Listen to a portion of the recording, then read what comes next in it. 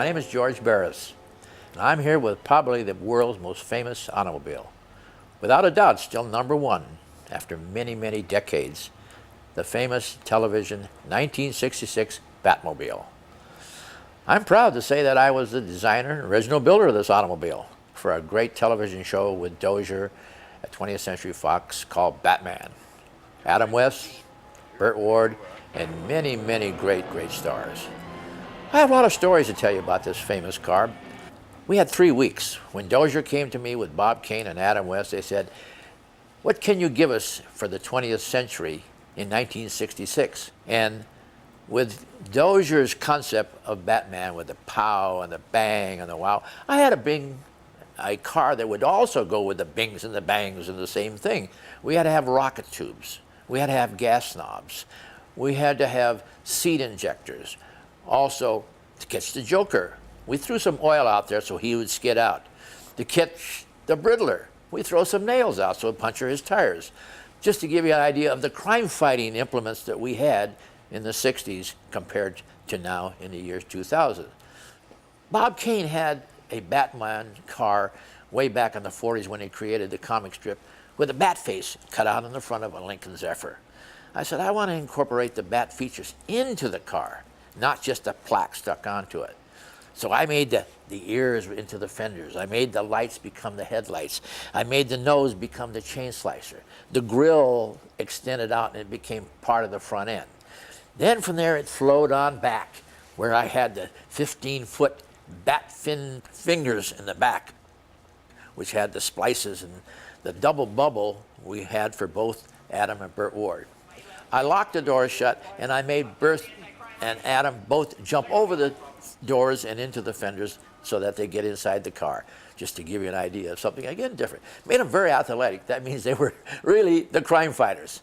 We had to incorporate the injector seats so that if somebody went to steal the car, they had the wrong key, the wrong word, and then they would push the wrong buttons and we would just shoot them right out of the car. Of course, we elevated them with cables. Everything had to work, because we didn't have the electronics and the computers and the special effects that give you illusion on the screens like you do today. We had to make them actually operate, that when you seen the smoke, it was smoke. You seen the burner coming out of the back? Well, we didn't have the big force, great flames. We used kerosene, an igniter, and a fan to blow out the exhaust flames. I was in a show in a town called Fargo, North Dakota, and we were doing a press media shot. And I'm driving down the street with the press people, and all of a sudden, wow, wow, wow, and I pull over, and this guy gets out. He says, "You have no windshield wipers on that car, and your taillights are not right." He says, "I'm going to impound that car." And I said, wait a minute, officer. We're just doing a test or a press shot for the TV, and I don't care what you're trying to say. He called a tow truck in, towed in the car, hauled me into the police station, and arrested me. We go before the judge, and the judge looks, and he looks at his officer, and he says, "Wilbur, do you realize what you did?" And what do you mean? He said, "You impounded the famous Batmobile, and you threw Mr. Barris in jail." He said, "I'm going to demote you to a dog catcher." In reminiscing about the movie was kind of a lot of fun, because we had more time to make adaptations. Because this car weighs 6,000 pounds. That's 3 tons, to give you an idea of the difference in the weight. The engine, big old Ford. Well, and in fact, the car started out as an experimental Lincoln Futura. That's the first thing everybody asked me. What was it? Was it a Pontiac? Was it a T-Bird? Was it a Chevy? Experimental Lincoln Futura. That means it was a concept car. It was never a production car. We actually took the car from a scene called Started Without a Kiss with Debbie Reynolds and Glenn Ford, where I used the car in the first implement of the shows, which was another movie. From there, from the 3 weeks I had to build the automobile, we created the Batmobile. This is the #1 car. We had to build 5 of them. The reason why is that each car had to do a different thing. The stunt car was #5 car. It did all the chases and the jumps and all that. The #4 car was the race car. That was the car that had drag racing scenes against our famous Green Hornet, Van Williams and Bruce Lee. The #3 car was an exhibition car.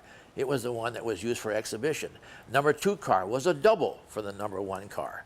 But the car had to start somewhere before it really went into the full-size car. And actually, we have the model.